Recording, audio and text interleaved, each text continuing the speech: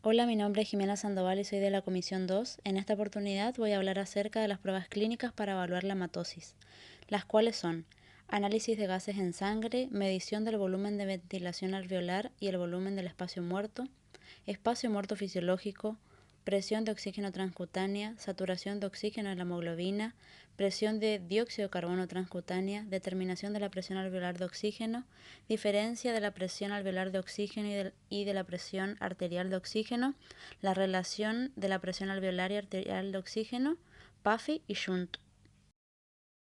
El análisis de gases en sangre es la primera prueba que se pide para evaluar la hematosis y consiste en medir la presión de oxígeno y de dióxido de carbono arterial y venosa para así poder analizar dichos gases.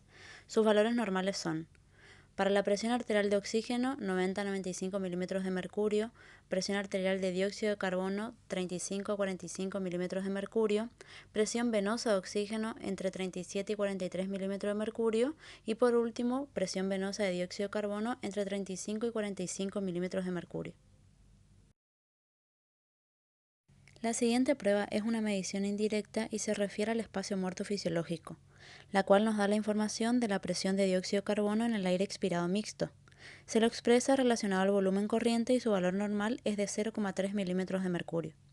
Se lo obtiene a partir de la siguiente ecuación: VD sobre VT es igual a la presión arterial de dióxido de carbono menos la presión de dióxido de carbono en el aire expirado dividido la presión arterial de dióxido de carbono. El aumento o la disminución del espacio muerto anatómico hace variar la relación.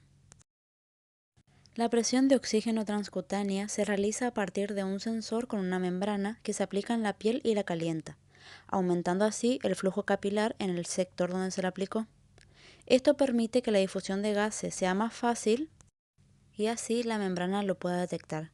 Un punto a considerar en esta prueba es que la presión de oxígeno transcutánea no siempre guarda relación con la presión arterial de oxígeno. Esto casi siempre sucede en pacientes que tienen trastornos hemodinámicos. Por ejemplo, en la prueba de presión de dióxido de carbono transcutánea ocurre igual que en la recién mencionada, pero se mide la presión de dióxido de carbono en lugar de la presión de oxígeno. En la saturación de la hemoglobina se busca obtener la información de cuánto oxígeno está siendo transportado por la hemoglobina y la cantidad que se pudiera haber unido a ella. La capacidad máxima de transporte es de 1,34 mililitros de oxígeno por cada gramo de hemoglobina. La determinación de la presión alveolar de oxígeno se obtiene a partir de la siguiente fórmula, en donde se realiza la diferencia entre presión atmosférica y la presión de agua. Esto es multiplicado por la fracción inspirada de oxígeno. Luego, a este resultado se le resta la presión arterial de dióxido de carbono dividido R.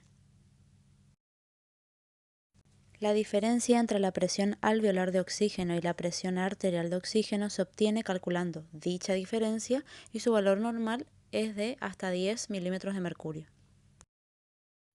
La relación entre la presión alveolar y presión arterial de oxígeno se obtiene realizando dicha relación y su valor normal es igual o mayor a 0,8.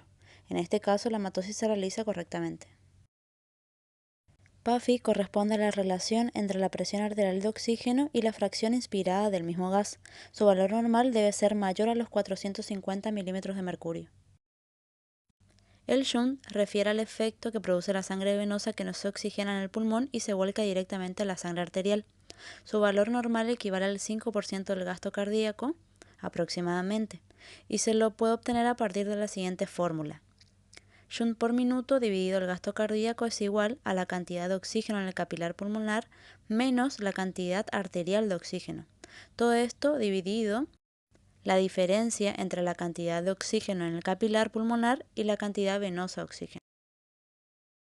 Por último, la capnografía sirve para medir el valor de dióxido de carbono de fin de expiración y su valor normal es de aproximadamente 40 milímetros de mercurio.